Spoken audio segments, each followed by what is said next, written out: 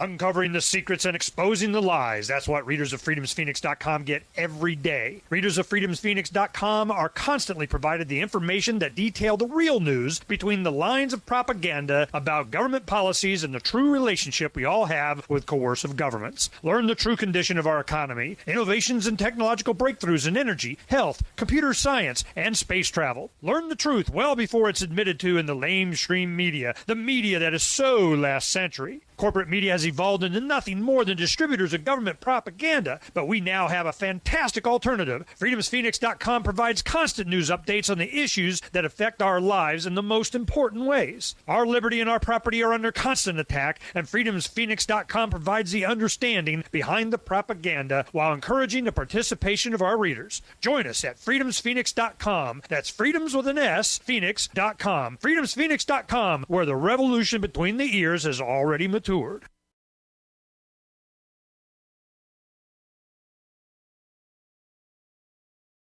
Stop me now. I'm having such a good time. I'm having a ball. Stop me now. If you want to have a good time. Special Agent Not in Charge. Not in charge. You know, this is one of my favorite shirts, and today we're going to be wearing it because we have, in the second hour, we have Nick from Cop Block is coming on, along with a police officer. I mean, well, he's not a police officer. He's a police officer trainer in the academy. And he's seen the light. I mean, he has a son, graduated West Point, went to Iraq. He starts to wake up. He listens to Free Talk Live and LRN.FM and this show, and he's moving to Arizona from back east, and he said, "You know, I'm healed. I'm healed. I wish to purge myself." So we're going to let him purge. They're going to let him. We're going to eliminate the guilt. Now I know a lot of people are going, "Ernie, come on, man, you letting him in?" What? I'm open. Here, come on in, man. You know, you got informants. What do? You give them some weights to put in the attic. Hey, I need some help, man. You can help move. We get a lot of work. They're always the first to show up and the last to leave. That's just the way they are. So, whatever. If you did, we're going to get some information out. That's why we had Nick and Cop Block too. It's going to be fun. Now, let's go ahead and get to what's going on in courtside because it's such a perfect example. Now, we're just going to walk it through.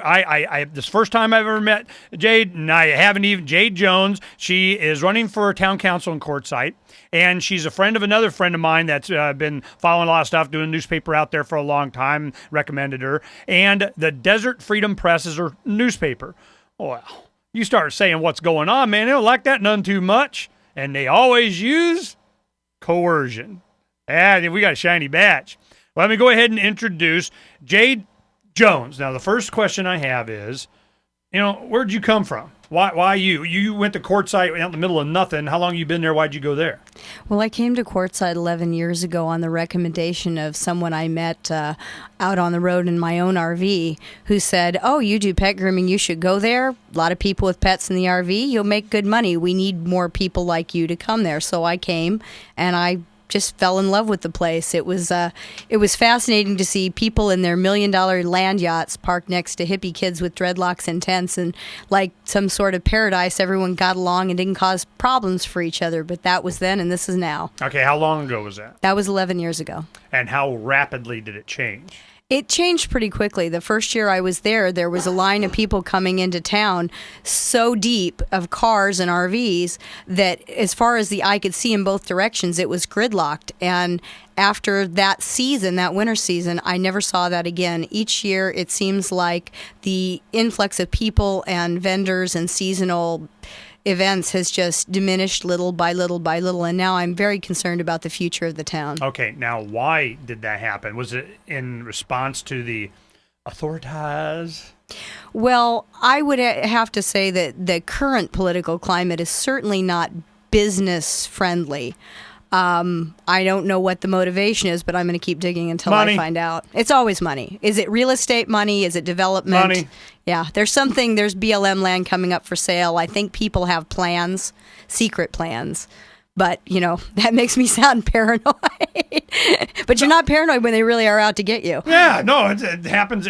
We've been covering this for years, and I'll tell you, We anticipated this. I have shows going back, a decade almost. I mean, since probably 04, 05, 5, 6 years ago, saying, I can tell you what's going to happen because we've seen it happen to Apache Junction. We've seen it happen to Florence. We've seen it happen to the East Valley here. We see it happen to Surprise. We see it happen to Avondale. We see it, all these small communities, they just keep getting, ready for the fleecing. Well, here it comes. So now, before I even know, I can already tell you what your story. Here's the story. Do we really have to do this? Do you have the authority to do that? Can you go in and just bluster in on my property and do and make and demand and all that? I'm sorry, you're not allowed to ask that question. You're on the terror watch list. Okay? I mean, how far off am I? You're pretty close. People always ask after the fact, hey, they just did this to me. Can they do that? And my answer is always, did you let them? Ignorance is no excuse. If you don't know your rights, then you'll settle for your privileges. Okay, so as a vendor, you're out there doing pet grooming, which, a lot of retired people, they got their little toy poodle. They come out, it's time, here, thank you very much, offer service, here's some cash. All right? Well, I guarantee there's some local, you need to get a permit and a tax number, and we get our cut.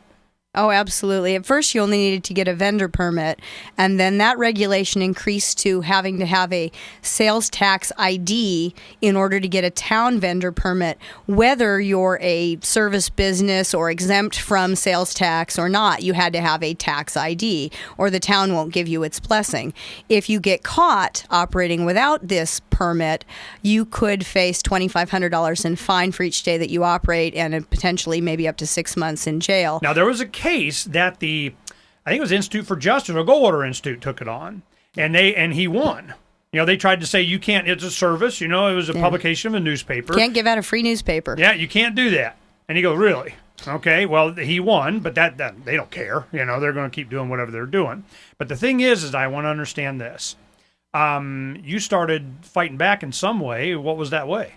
Well, I managed to come there the first time for 10 weeks, then 3 months, 4 months. I was up to about 9 or 10 months, but about almost 3 years ago, I was minding my own business when the former code enforcement officer showed up with the police to harass one of my neighbors. And after watching this and just trying to kind of stay out of it, but taking copious mental notes, they came over and got in my face because they were feeling pretty bold and had nothing better to do.